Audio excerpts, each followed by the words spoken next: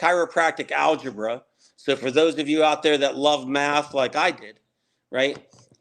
This is the basic fundamental unit of chiropractic business, and it's going to relate to associates, right? Is the number of new patients that you see multiplied by how often you see them, which in chiropractic we call patient visit average, PVA. Sometimes it's referred to as retention. Those two numbers multiplied together equal the total number of visits that you will see, which is one of the top key statistics in a chiropractic business. How many people do you see? And if you take that number and multiply it by what you collect per visit, you will have grand revenue of the business. And so my chiropractic algebra is new patients times patient visit average times office visit average equals collections. And so those are the three areas necessary to become successful in practice.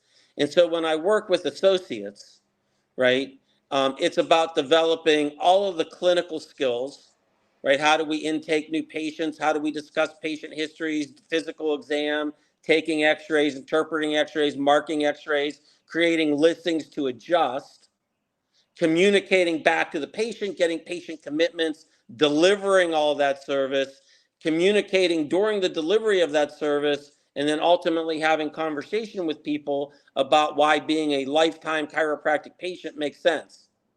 And if you do everything right, right, like 1 in 5 can end up down that path. And while that might be discouraging, if you had 30, 40, 50 a year, right? I'm now entering year 38, which is unbelievable in my mind, right? You know, it starts to add up. And so again, being of service in a way that makes business sense. And so when I work with associates, we're developing all the clinical stuff, as well as how do you get new patients, right? And frankly, new patients is the number one challenge for any chiropractic practice until it isn't, right? And so generically speaking, I think that you should have 30 new patients a month, one per calendar day. Like today's the 2nd, so you should have 2 in May, right? Patient visit average, it's an interesting question.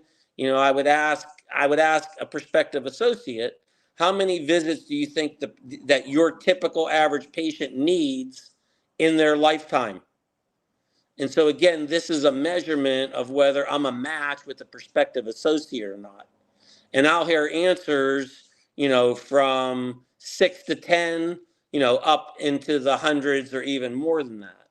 And so just as, you know, if you were to ask me, my answer is my average patient needs about 40